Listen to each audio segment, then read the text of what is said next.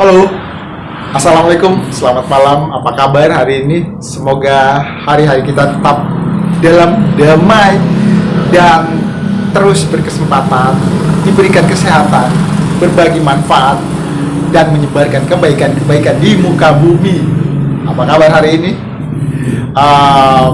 Waktu terus bergerak dan kita bukan korban waktu, tapi kita harus bisa memanfaatkan waktu yang telah diberikan oleh Yang Maha Kuasa untuk kita.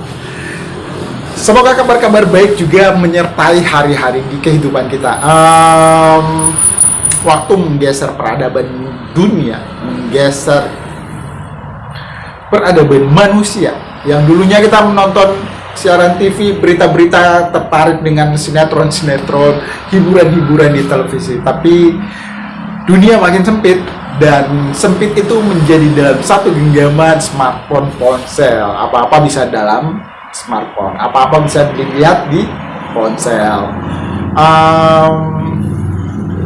Kabar terbaru, pemain kita yang terkenal kontroversi tapi prestasinya juga menonjol, Sadil Ramdhani, sudah mengucapkan say goodbye untuk Sabah FC, dan Sadil Ramdhani menjadi pemain yang sudah bebas lepas ku tinggalkan semua beban di hatiku. Jadi dia sudah melepaskan statusnya sebagai pemain Sabah FC.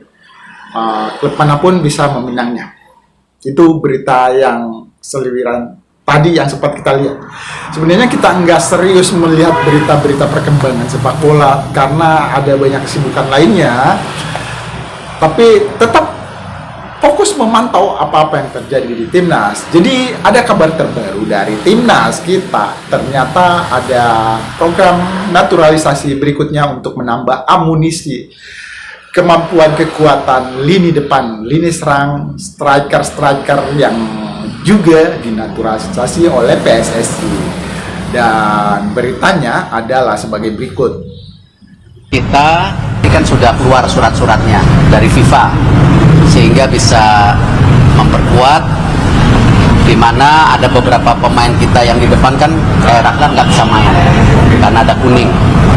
Dan tentu ada beberapa pemain yang memang di klubnya sendiri ada yang belum menjadi pemain pilihan utama. Nah, mereka juga harus meningkatkan performance mereka secara strength dan tentu secara jam pertandingannya. Insya Allah akan membawa timnas kita untuk paling tidak bisa mengimbangi singa-singa Asia, dan mudah-mudahan di pertandingan berikutnya mereka bisa mampu membawa timnas kita untuk bisa memenangi setiap laga dan setiap pertandingan. Jakarta, pagi ini menjadi saksi sejarah baru dalam dunia sepak bola Indonesia. Suasana Bandara Internasional Soekarno-Hatta mendadak gempar ketika 4 sosok bintang lapangan asal Eropa tiba dengan senyum lebar dan semangat tinggi. Mereka adalah Joel Porroe, Victor Gyökeres, Michael Bakker, dan Jairo, 4 pemain yang tak hanya punya rekam jejak menawan di kancah sepak bola Eropa, tetapi kini resmi menjadi bagian dari proyek naturalisasi besar-besaran timnas Indonesia. Tanpa banyak spekulasi di media, tanpa kabar bocor dari federasi atau agen, keempat pemain tersebut mendarat secara tiba-tiba. Masyarakat dan para pecinta bola pun terkejut luar biasa. Tidak ada yang menyangka bahwa proses naturalisasi ini disiapkan secara diam-diam dan baru diumumkan setelah semuanya rampung. 4 pemain, 4 kisah hebat. Nama-nama ini bukan pemain sembarangan.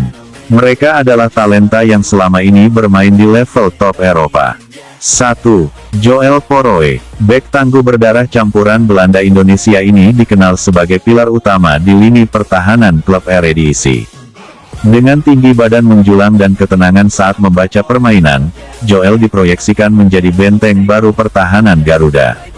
Ia pernah masuk radar klub-klub Premier League sebelum akhirnya memilih jalur naturalisasi. 2. Victor Gyökeres, sosok satu ini benar-benar menggemparkan. Striker kelahiran Swedia ini sebelumnya memperkuat Sporting CP dan telah mencetak puluhan gol di Liga Portugal. Ia bahkan sempat dibidik beberapa klub Inggris papan atas. Dengan darah Indonesia dari garis kakeknya, Victor akhirnya setuju untuk dinaturalisasi dan siap memperkuat lini depan timnas dengan gaya permainan agresif dan tajam di kotak penalti. 3. Michael Bakker, gelandang elegan ini selama beberapa musim menjadi jenderal lini tengah tim Bundesliga. Ia memiliki visi permainan luar biasa, akurasi umpan tinggi, dan ketenangan luar biasa saat berada di bawah tekanan. Michael dikenal sebagai pemain yang mampu mengatur tempo permainan dan memimpin rekan-rekannya dengan karisma kuat. Ia punya darah Indonesia dari ibunya, dan keputusan untuk menjadi WNI disambut antusias oleh publik. 4. Hairo. Nama Hairo sempat melambung tinggi saat memperkuat klub Serie A dan mencetak gol spektakuler dalam laga debutnya. Berposisi sebagai winger eksplosif, kecepatannya di sisi sayap bisa menjadi senjata baru bagi Indonesia. Hairo memiliki darah Indonesia dari ayahnya yang asli Maluku. Ia dikenal sebagai pemain yang memiliki insting menyerang kuat dan daya jelajah tinggi. Kedatangan mereka di Soekarno-Hatta tidak sepenuhnya bisa dirahasiakan. Meskipun awalnya tanpa pengumuman resmi, kehadiran beberapa fans fanatik dan vlogger sepak bola segera menyebar di media sosial. Dalam hitungan menit, nama-nama mereka langsung jadi trending topik nasional. Supporter yang hadir pun membawa bendera merah putih dan menyambut keempat pemain dengan yel-yel khas stadion. Salah satu pendukung, Andi, mengaku dirinya langsung menuju bandara setelah mendengar kabar dari media sosial. Gue pikir ini hoaks, tapi pas lihat sendiri.